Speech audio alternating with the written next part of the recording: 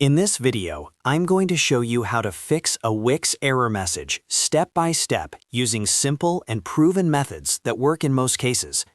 Wix errors can be frustrating, especially when you're trying to edit your site, publish changes, or access certain pages.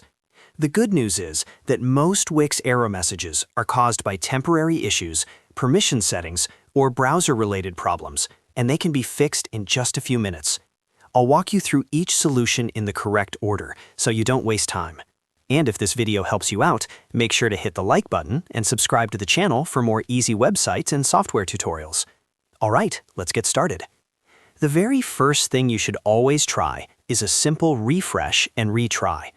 When you see a Wix error message, refresh the page using the refresh button in your browser or by pressing Ctrl and R on Windows or Command and R on Mac.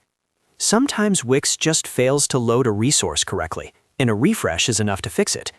After refreshing, try the action again, whether it's opening the editor, saving changes, or publishing your site. If the error message is still there, move on to the next step. Step 2 is to log out of Wix and log back in again. This helps reset your session and clears temporary account issues. Click on your profile icon in the top right corner of the Wix dashboard, choose Log Out, and completely close your browser. Then reopen the browser, go back to Wix.com, and log in again using the same account that owns or manages the site. Once you're logged back in, open your site dashboard and check if the error message is gone. If not, don't worry, there are more fixes to try. Step 3 is to check your page permissions. Many Wix error messages happen because the page or feature you're trying to access has restricted permissions. From your Wix dashboard, go to your site editor and open the page settings for the page causing the issue.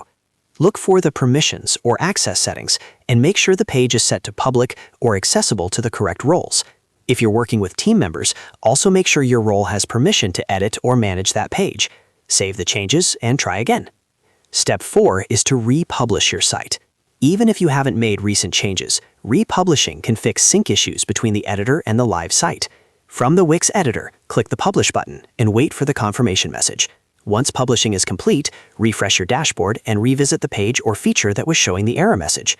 This step fixes a surprising number of Wix errors. Step 5 is to clear your browser cache or try using an incognito or private window. Cached data can conflict with Wix updates and cause error messages to appear. Open your browser settings and clear cached images and files, then restart the browser. Alternatively, open an incognito window, log into Wix, and check if the error still appears there.